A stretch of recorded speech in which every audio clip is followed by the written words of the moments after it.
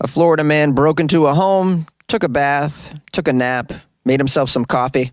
A fired Dunkin Donuts employee says the boss pulled a bagel knife on him. A Florida man chugged 2 beers in under 30 seconds at EPCOT, and then mayhem ensued. And a Florida high school employee said the Bible verse is attacking her. These are the weird stories on Weird AF News for Friday, and they are all out of Florida, because on Weird AF News, on Fridays, we do only weird news from the state of Florida. We call it Florida Friday on Weird AF News, and here we go. Buckle up. A Florida man broke into someone's home, took a bath, slept in a bed, made himself coffee. He's like a Goldilocks in real life. Or like a cracky locks, because he's probably on the crack. This crack is just right. Pensacola, Florida is a place. It's a place where a Florida man decided, although I don't live in this home, I'm going to settle in. He proceeded to have a normal day inside the home that he broke into. The sheriff's office say that 28-year-old Florida man Zachary Seth Murdoch smashed a glass porch door and entered an unoccupied rental home in Avenida. The Florida man proceeded to use the bathtub. He also slept in the bedroom. Well, at least he took a bath before he got into bed. That's proper etiquette. He also made himself a nice cup of coffee in a mug. I should hope it's in a mug. Hey, look, I'm all for coffee. Whatever it takes to get yourself a nice cup of coffee in this world, even if it means breaking into somebody else's home. Just kidding. Jonesy nor Weird AF News condones you breaking into someone's house to make yourself a cup of coffee. The police say that wasn't all. Florida man Murdoch left his coffee mug on the back porch, which to me makes a lot of sense. He probably wanted to enjoy his morning coffee in a sunbeam. That's what I do. I go on my balcony and sit in the sun with my cold brew. I don't break into somebody else's balcony and have my coffee there, although it's a possibility. I mean, if I get desperate, I might have to climb onto somebody else's balcony and enjoy my coffee. Also says here, the Florida man filled the kitchen trash can with trash, including his bus ticket stub. It doesn't say what else he filled it with. Doesn't indicate whether or not he took out the trash either. I'm curious. Let's put it to a vote. All of you who think that Florida man took out the trash, say aye. Okay, the nays have it. A Florida Dunkin Donuts employee claims his boss pulled a knife on him. A bagel knife. A Dunkin Donuts manager is accused of pulling out a bagel knife and threatening an employee that he just fired. I hate to see this happen at such a sacred institution like Dunkin Donuts. Being from Boston, Dunkin Donuts to me is kind of like church. And you shouldn't be pulling knives out in church, all right? Let's find out some more information. We have Sergio Alejandro Leon, age 45, charged with aggravated assault with a deadly weapon in a Dunkin's, but without intent to kill. Yeah, because it's a bagel knife. I don't even know how you kill someone with a bagel knife. They are very dull, and they don't have a point, from my understanding. They're a rounded tip. I'm very familiar with bagel knives. Not that I've worked in a bakery, but I've ordered a lot of bagels in my life. I lived in New York City for a decade. It's required that you have a bagel every day when you live in New York City. Now, in this story, we have a Florida man who's also a victim and doesn't deserve to be treated like this in a Dunkin's, of all places. The victim told the sheriff's deputy that Leon fired him and told him to leave the store. He said when he tried to leave, Leon walked up to him and tried to block his path. Wow, it sounds like Leon's a little confused. Wants him to leave, but then doesn't want him to leave. He's like, it's hard to get employees. Maybe I should keep him around. The victim said he walked around Leon, the manager, who followed him and continued arguing. The victim claims he turned around to tell Leon to back the F off and stop following him. That's when Leon grabbed a bagel knife and swung it around in his direction, according to the victim. Now, Leon has another story. He told the police that he fired the guy, and then the Florida man was walking around aggressively, just growling. He said he was concerned for his safety, so that's when he grabbed the bagel knife from the counter. Leon denied brandishing the knife or even threatening to kill the victim with it, according to the police report. Now, the police took a look at the security footage in the Dunkins and saw Leon grab the knife while the victim is speaking to him. And then Leon extends the knife towards him. Leon grabbed the knife forcefully and brought it to the front of his body before letting it hang at his side, according to the video. A witness at the I'm confused at what happened here. Sounds like we just have a situation where it's two Florida men and they're on some Dunkins, very hopped up on probably a large vanilla iced coffee and other chemicals. A witness separated the pair and said that the witness was afraid Leon was going to harm the victim. So sounds like we have a third party here that's on the side of the Florida man that had just been fired. What a terrible day to be fired from a Dunkin's. Whew, man, I'll tell you, I can't even get hired at a Dunkin's. They don't want me, man. They're afraid I'm going to drink all of the stock. And if we're being honest, they be right. A Florida man chugged 2 beers in under 30 seconds at EPCOT and then had a skirmish with the police. A very intoxicated Florida gentleman chugged 2 beers in less than 30 seconds at the EPCOT International Food and Wine Festival. That sounds like a good time, actually, the EPCOT International Food and Wine Festival. I had no idea they did this. A little dangerous to do it in Florida. It says here, it wouldn't take long for the rest of this man's visit to Disney World to totally unravel. His name is Chase Holderby. He sounded friendly at first as he offered handshakes and high fives to everyone in line at one of the stands in EPCOT. This is according to the sheriff's report. The 30-year-old Merritt Island man had already caught the attention of authorities because, well, he appeared to be intoxicated. I don't know why that would catch the authorities' attention. Seems to me that everybody's intoxicated in Florida. It's not a very outlandish behavior at all. Not even at EPCOT, where people go on that international drinking tour. You know, you have a margarita in Mexico and then sake in China. I mean, Japan. What do you have in China? I have no idea. What's the official alcohol of China? Anybody know? Anybody? Says here, our Florida man, Chase, was stumbling, being excessively loud, swearing. Well, you can't be swearing at EPCOT. Come on, guy. There's kids there. What are you doing? And it says he appeared very unsteady on his feet. The deputies watched Chase chug 2 beers in less than 30 seconds at the American Adventure Pavilion. I love how they just watched him do that. I mean, all right, well, he's being excessively loud and swearing, and he seems to be stumbling, and he almost fell on a baby. So let's just observe and see what happens from here. Okay, guys, good job. Says the visitors were already complaining about this man's behavior. In fact, a Disney food and beverage manager took some pictures of Chase and alerted all the food and beverage locations not to serve him any more alcohol at the wine festival. Imagine getting cut off really early at the wine fest. Phew, boy, you really got to go over the top. It says here the other people in Chase's group knew he was getting himself into trouble. They tried to get him to drink some water and head toward the exit, but Chase did not get very far. He got into an argument with his group at the Japan Pavilion, and the deputies warned him to stop making disturbances over there. I love how they're just following him from country to country as he just wreaks havoc. Good job. It says here, by the time our Florida man got to Morocco, he was confronted by a Disney security manager who ordered him to leave the theme park immediately. Chase placed his finger on the Disney employee's chest and started causing a scene. Ooh, the old finger on the chest move. That's a rough one. Chase began swearing and yelling. He said he didn't do anything wrong. Here's a photo of him. He's got a very red face.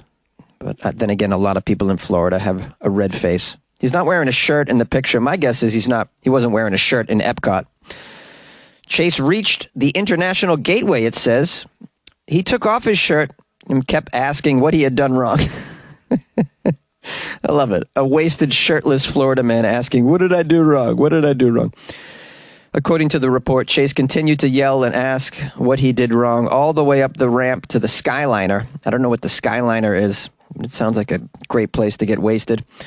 Once in the line, he continued to act belligerent and caused the crowd of people in line to become very alarmed. Wow, they got every detail of this because the authorities were following him from place to place, just taking notes. They're all journaling. Today at EPCOT, my great day at EPCOT, where I witnessed a shirtless Florida man get wasted and be belligerent. Let's see what happens next. While attempting to get him onto a physical gondola car that he wouldn't initially get inside, it says here, the disturbance continued. He almost fell off the car. The staff had to stop the entire transportation system for his safety, which delayed all the other riders.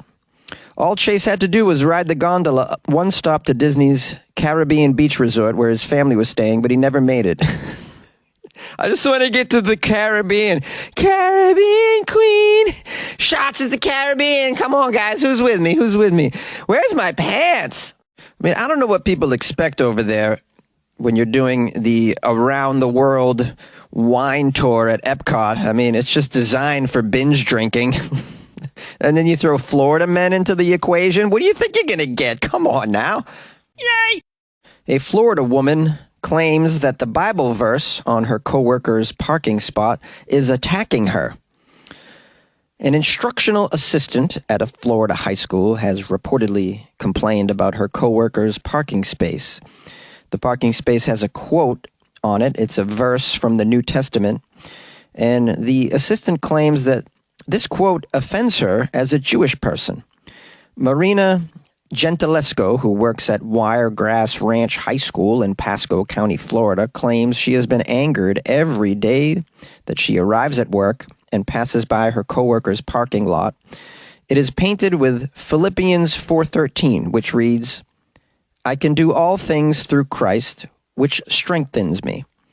Now, according to Marina, this parking spot is attacking her because she is Jewish. Well, there's a lot to unpack here. There's a lot about Florida I do not understand. I've never heard of personalized parking spots where you can put a quote. If I was going to do so, you know what that quote would be, guys. Good luck with your life, man. In fact, I wouldn't even stop there. Let's personalize the urinals while we're at it. I'd love to roll up to a urinal with a nice, friendly quote awaiting me. Like, let it flow, bro, or something like that. I think that would be lovely. Now, let's see what else is going on here. Gentilesco says that her parents told her stories of the Holocaust, and she claims that a quote from an epistle of St. Paul brings back some painful memories of her. She says, "It brings me to the verge of tears because it brings me back to the 6 million that perished. 6 million perished because of our faith, because we're Jews." Now, look, I want to be sensitive to everybody's ideologies out there. And there's a lot of weird ones based on straight-up fantasy. But let's say we'll respect them.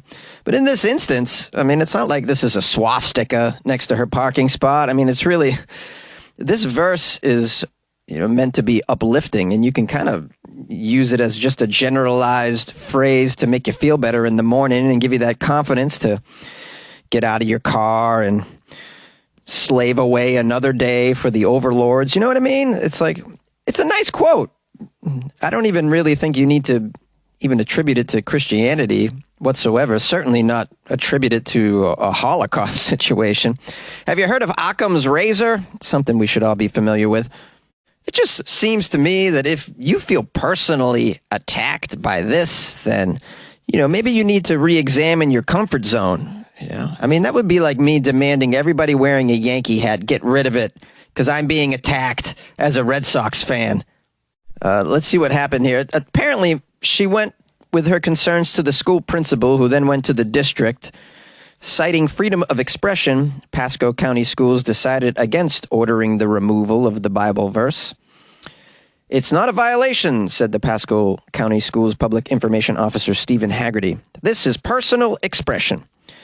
There is no proselytizing going on. The parking spot is not compelling students or faculty to do anything one way or the other.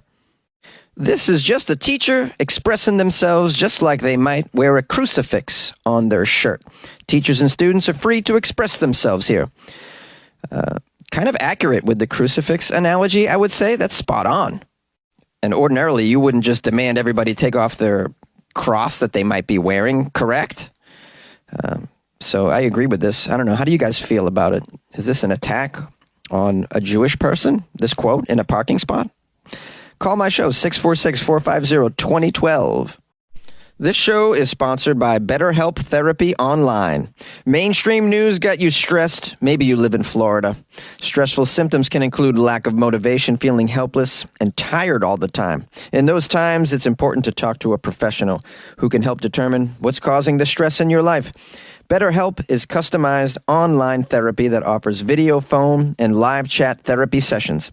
It's more affordable than in-person therapy, and you can be matched with a therapist in under 48 hours. Weird AF News listeners get 10% off the first month at betterhelp.com/weirdaf. That's betterhelp.com/weirdaf. And good luck with your health, and good luck with your life, man.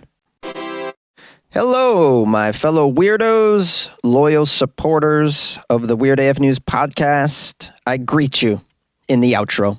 Thanks for joining me. I hope you're having a lovely weekend. I want to thank everyone who sent me Florida stories and links the past couple days. Very gracious of you. And it made my job easier. Thank you. I got a donation from Jessica. She sent me a PayPal and a note. It says, "Thank you, Jonesy, for the morning laughs. I'm going through a lot, and the smiles feel good. You're awesome." You're awesome, Jessica, for sending me a cash donation via PayPal and writing me a lovely little note here. I'm happy to help you get through whatever you're going through. And just remember, it gets better. It always gets better. We all hit those snags in life. It's part of it, you know. My greatest adventures have come out of calamities in my life, I have to say. It's almost like I forget some of the good things that happened to me, and the crazy things that happened to me really stick. And they make my story more fascinating and interesting as I get older. I'm probably not going to have any grandkids, but if I did, I would tell them of all the crazy stuff that happened to me. Like the time I spent 3 nights in a jail in Wichita, Kansas, you know, that kind of stuff. Those are the great stories in life. So hopefully that you'll get through this and this will just be a funny story. You know, what do they say? Tragedy plus time. Get you some humor, right? I don't know if that's helpful at all, really. I'm just trying to bring light to the situation. But regardless, thank you for the generous donation. You guys can also send me a PayPal to my email. It's funnyjones@gmail.com. If you'd like to for the holidays, that'd be swell. You can also go to weirdafnews.com and click on Buy Jonesy a Coffee, or join the Patreon. Yeah, we have a Patreon as well, where you can, it's like buying me a coffee every month, which is pretty sweet. Or if you know, you could even mail me a Dunkin Donuts gift card if you felt like it. Just email me. I'll give you my address. It's no problem. Or actually, I think you can send it digitally these days, right? And of course, I have the Dunkin's app, so duh. I can just add it to my balance on there. It's just a little challenging to find Dunkins out here in Los Angeles. I have to tell you, there's not that many.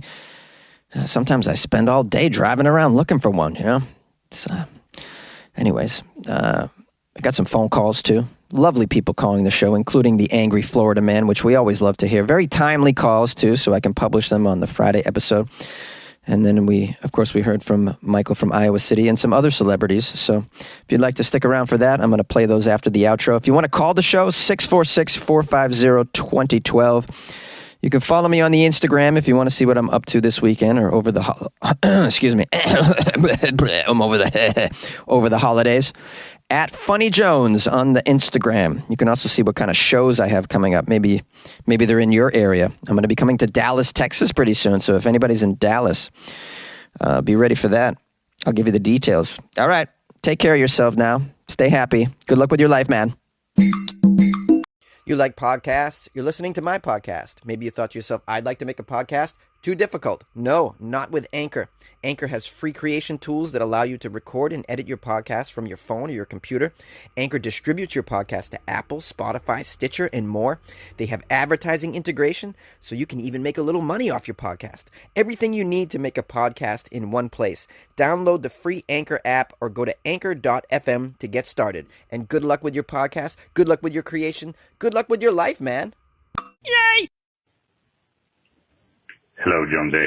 This is Fogan Raymond. I'm going to leave a message for you, and I'm going to have some of my friends call in, celebrities, other types of people, some of them not my friends, and leave messages for you. You can cut them into between the segments of your show and play them if you'd like. This is Morgan. Talk to you later. Hello, my fellow Americans.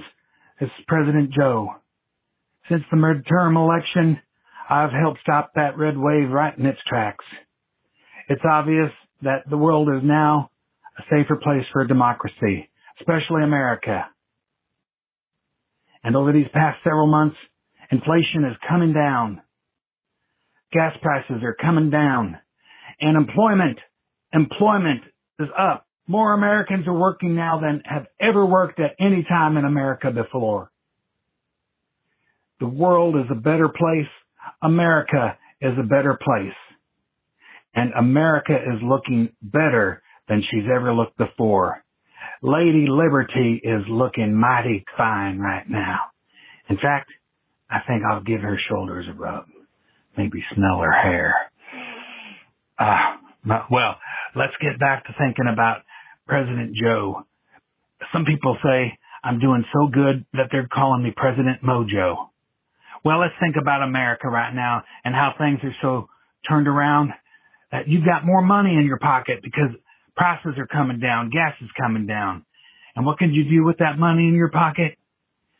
You can donate to Jonesy. Join his Patreon. PayPal donation. It's a time for giving. It's time for thinking of others. May God bless America. May God bless the weirdos. And may God bless our troops.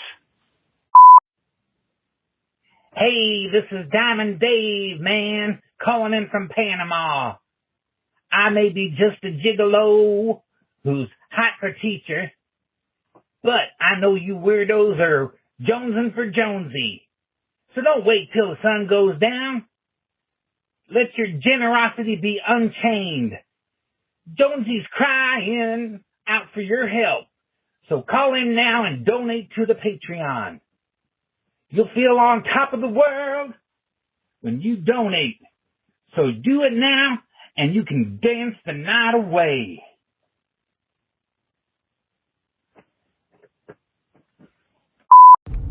Hey, Jonesy, this here's the Angry Floridaman here, and I just wanted to remind you, all that is good and holy in the name of Lord Christmas. Why would you recommend people get a vasectomy? You know, ain't your pull-out game strong? I understood that Jonesy's pull-out game was strong. And I ain't picking on you there, Jonesy. I'm just saying that if you do have to get a vasectomy for any particular reason, my cousin Bruce over there now, you know, Penny Park, he got one heck of a weed eater. He'll take care of that for you anytime you need. But anyway, Jonesy, I was just trying to be comical there. I'm serious, man. Your pull-out game, you got to practice on it, Jonesy. You don't need a vasectomy. I mean, golly, man. What's next? Dentistry? Perhaps I started a little too rated PG-13 or 14 there for you in the last comments there. But Jonesy, I'm just looking out for you. But meanwhile, you were saying something about some whale carcasses washing up on the shore. Now, first off, I would have said, yeah, good eats. But then you brought up that B word, botulism. Botulism is no joke, man. My old roommate Mark, he used to keep a bottle of catsup under his bed, and man, he was growing his own botulism. He was injecting it into some of the female patrons that would join his sportsman's club, aka strip bar. Because if you put botulism in a girl's forehead, they'll pay big money for that. They call it something else. I don't know. I think, but it's botulism. You put botulism in a needle. You know, I'm scared of needles too, Jonesy. I'm just saying, people do this. They inject botulism into their lips and their face, and it makes them look unsurprised, or very surprised, depending on how you look at it. All right, now stick with me for a minute here.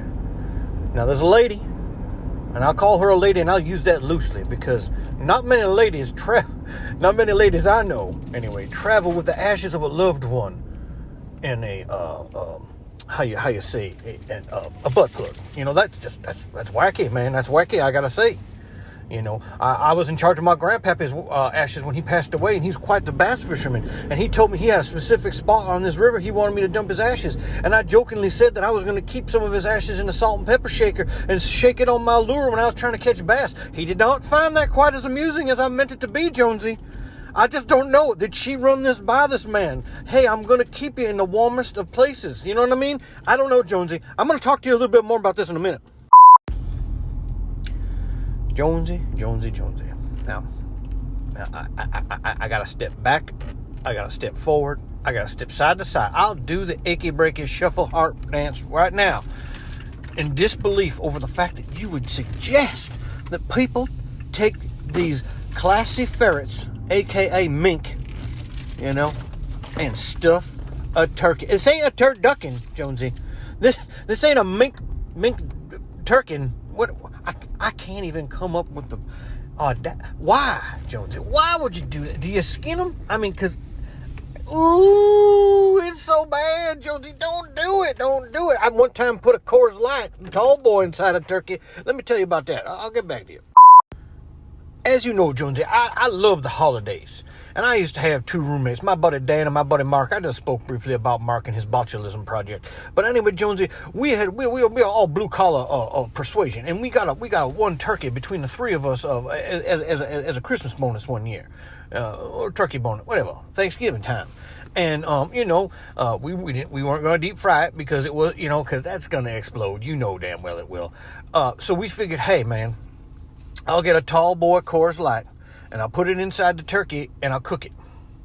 Well, little did I know that you're supposed to use a smaller Coors Light and drink some of it, because the turkey makes its own grease. Let's put it this way. 3 o'clock in the morning, we're cooking it all night long. I get up to go to the bathroom. I walk out in the kitchen. I hit the linoleum, and the beer foam and grease that was oozing out of that damn turkey, right out of the stove. I went ass over tea kettle, Jonesy. It wasn't a sight.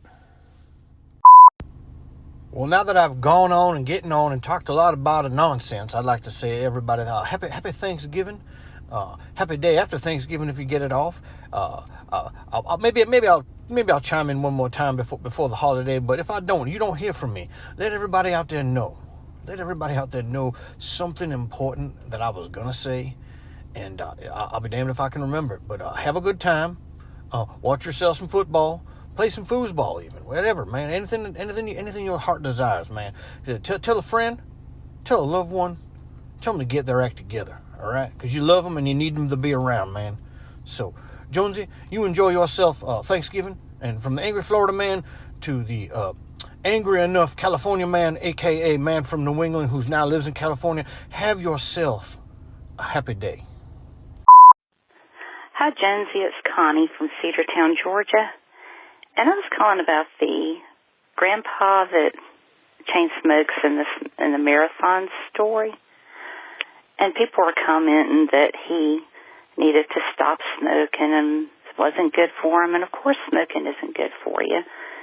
But it's not doing him any harm, apparently. I mean, he's running marathons and I think he said 50 or he's in his 50s, so he's doing great. I think they should leave him alone. Let him smoke if he wants to. I just, like you said, felt bad for the people behind him. He was choking them out, but he was fine. And it seems like when you stop smoking, things start going wrong. Because, my dad's the exception. He smoked for 45 years and quit, and he's still, knock on wood, hasn't had any problems to this day, but my best friend only smoked for about 2 or 3 years and quit, and her lung cancer is in remission, and now she has breast cancer, but as of her last scan, that's in remission. So I'm thinking the longer you smoke, sounds kind of backwards, but the better off you are, because your body's used to it, basically. But anyway, that was just my opinion. And the mermaids saving the guy, that was awesome. And they do have mermaid training in Florida, too. Because I remember going to Silver Springs years ago in Florida. They have a glass-bottom boat rides. And you could see the manatees and stuff like that through the bottom. And the occasional mermaid, which, of course, were women. And, of course, the guys on the boat, oh, those aren't real mermaids. Well, of course, there was a couple that thought they were real. So there was that whole back and forth. And it cracked me up and it annoyed my parents, but I thought it was hilarious myself. Grown men arguing over whether mermaids exist or not. But, and lastly, I don't know what's wrong with the Patriots. my Falcons and Jim and Cleveland's Browns, but they need to get their butts in gear and start winning games more. If we're going to watch them, they need to win. But anyway, so I hope everybody's having a happy hump day and everybody has a great rest of the week. Love you, love all the weirdos, and I'll talk to y'all later. Bye.